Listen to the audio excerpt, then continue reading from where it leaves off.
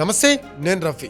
Air India AI-171 crash. ఇది కేవలం 2 ఇంజన్ల వైఫల్యమా? 10 మిలియన్లలో ఒక సంఘటన ప్రధాని మోడీ సొంత రాష్ట్రంలో జరిగింది. అది కూడా అహ్మదాబాద్ నుంచి లండన్ కు VIP మార్గంలో జరిగింది. ఆపరేషన్ సింధూర్ లో భారతదేశం తన సంపూర్ణ శక్తిని నొక్కి చెప్పిన వెంటనే ఈ విమానం క్రాష్ అయింది. అయితే నేను క్లియర్ గా ఎక్స్ప్లెయిన్ చేస్తాను, మీరే నిర్ణయించుకోండి ఇది కేవలం సాంకేతిక వైఫల్యమా లేదా అంతకంటే ఎక్కువనా అనేది. ఇది బోయింగ్ 787-8 డ్రీమ్ లైనర్. ప్రస్తుతం అది డెత్ లైనర్ గా ఉంది. ఈ మోడల్ కు గతంలో ఎప్పుడూ ఇలా 2 ఇంజన్లు ఒకేసారి ఫెయిల్ అయి క్రాష్ అయిన చరిత్ర లేదు. బోయింగ్ నాణ్యత ప్రమాణాలపై విమర్శలు ఉన్నప్పటికీ ఇది చాలా అరుదైన సంఘటన చెప్పాలి. ఇక పైలట్ల విషయానికి వద్దాం. విమాన కెప్టెన్ కు 8,200 గంటలు, అలాగే ఫస్ట్ ఆఫీసర్ కు 1,100 గంటల ఫ్లయింగ్ అనుభవం కూడా ఉంది. అంటే వారు అత్యంత అనుభవజ్ఞులైన పైలట్స్ అన్నమాట. మానవ తప్పడానికి అవకాశం లేదు. ఇక అహ్మదాబాద్ విమానాశ్రయం విషయానికి వద్దాం. ఇది భారతదేశంలోని అత్యుత్తమ విమానాశ్రయాల్లో ఒకటి. పొడవైన రన్వేలు, అత్యాధునిక వసతులు ఉన్నాయి. గతంలో ఇక్కడ ఎలాంటి పెద్ద ప్రమాదాలు జరిగిన దాఖలాలు కూడా లేవు. వీటిలో ఏవి ప్రమాదానికి కారణం కాకపోవచ్చు. కానీ విమానాశ్రయంలో చర్చించాల్సిన విషయం ఒకటి ఉంది. అదేంటి అంటే టర్కీకి చెందిన Celebi Turkish ground handling company. ఈ టర్కిష్ కంపెనీ అహ్మదాబాద్ విమానాశ్రయంలో విమానాలకు గ్రౌండ్ హ్యాండ్లింగ్, రీఫ్యూయలింగ్, ఇతర మెయింటెనెన్స్ పనులను చూసుకుంటూ ఉంటుంది. అయితే ఆపరేషన్ సింధూర్ తర్వాత పరిణామాలు చూద్దాము. భారతదేశం, ముఖ్యంగా భారత పౌరులు ఆపరేషన్ సింధూర్ లో టర్కీ, పాకిస్తాన్ కు మద్దతు ఇవ్వడంతో టర్కీకి చెందిన వస్తువులు, సేవలను బహిష్కరించడం ప్రారంభించారు. ఇది టర్కీకి ఆర్థికంగా భారీ నష్టం కలిగించిందని చెప్పాలి. దాన్ని కూడా మనం కాదనలేము. అయితే ఆపరేషన్ సింధూర్ తర్వాత జాతీయ భద్రతా కారణాలతో భారతదేశం సెలబీ కంపెనీకి ఇచ్చిన భద్రతా అనుమతిని రద్దు చేసింది. అయితే ఈ కంపెనీ సిబ్బందిని ఇతర గ్రౌండ్ హ్యాండ్లింగ్ టీంలలోకి మార్చేశారు. దీన్ని బట్టి చూస్తే టర్కీ ప్రతీకారం తీర్చుకునే అవకాశాన్ని మీరు తోసిపుచ్చగలరా?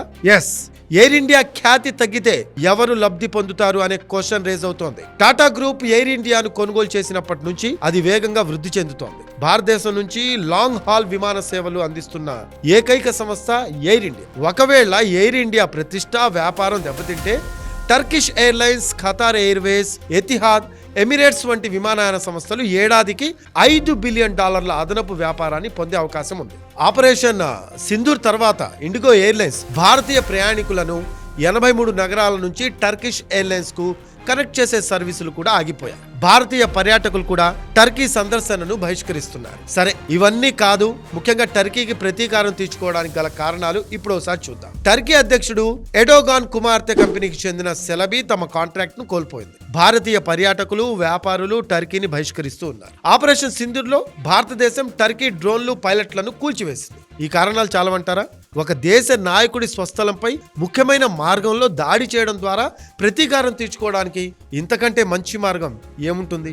ఎస్, అదానీ, టాటా 2 సంస్థలు భారతదేశపు మేడ్ ఇన్ ఇండియా రక్షణ రంగంలో ప్రైవేటు భాగస్వామ్యాన్ని పెంపొందించడంలో కీలక పాత్ర కూడా పోషిస్తూ ఉన్నాయి. ఈ ప్రమాదం ఈ సంస్థలను ప్రధాని మోడీ ప్రభుత్వాన్ని లక్ష్యంగా చేసుకొని రాజకీయంగా దెబ్బతీయడానికి ఉపయోగపడవచ్చు కదా.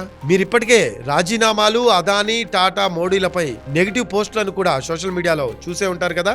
ఈ విధ్వంసం కేవలం కొంతమందిని చంపడానికి మాత్రమే కాదు, రాజకీయ నాయకత్వాన్ని, భారతీయ వ్యాపారవేత్తలను వార్తల్లోకి నెగిటివ్ తీసుకురావడానికి కూడా ఇది బాగా ఉపయోగపడింది. ఇక్కడ మరో ప్రశ్న తలెత్తుతోంది. టర్కీ మాత్రమేనా? ఎయిర్ బస్ వర్సెస్ బోయింగ్ కూడా ఉందా అనే ప్రశ్న ఉత్పన్నమవుతుంది. ఇది కేవలం టర్కీ కుట్ర అని అనుకుంటే పొరపాటు. ఎయిర్ బస్ వర్సెస్ బోయింగ్ పోటీని కూడా విస్మరించలేం.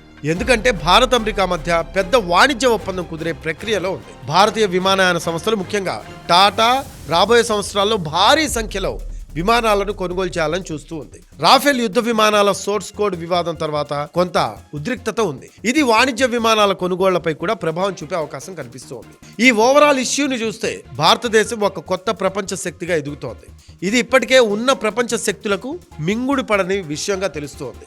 మనల్ని అణిచివేయడానికి వారు ఇలాంటి ప్రమాదాలకు, విధ్వంసాలకు పాల్పడవచ్చు కదా. ఇది కేవలం భారతదేశానికి వ్యతిరేకంగా చేసే చర్య కంటే పెద్ద ప్రణాళిక అయి ఉండొచ్చు. బహుశా దేశాల ప్రయోజనాలు ఇందులో ముడిపడి ఉండొచ్చు. ఈ ప్రమాదం ప్రజలు ఎయిర్ ఇండియాలో ప్రయాణించడానికి భయపడేలా చేయొచ్చు. భారతదేశానికి రాకుండా వారిని నిరుత్సాహపరచవచ్చు. భారతదేశ కేంద్రిత వ్యాపార సంస్థలపై ప్రశ్నలను లేవనెత్తవచ్చు. మోడీ ప్రభుత్వంపై ప్రత్యక్ష దాడులకు దారి తీయవచ్చు.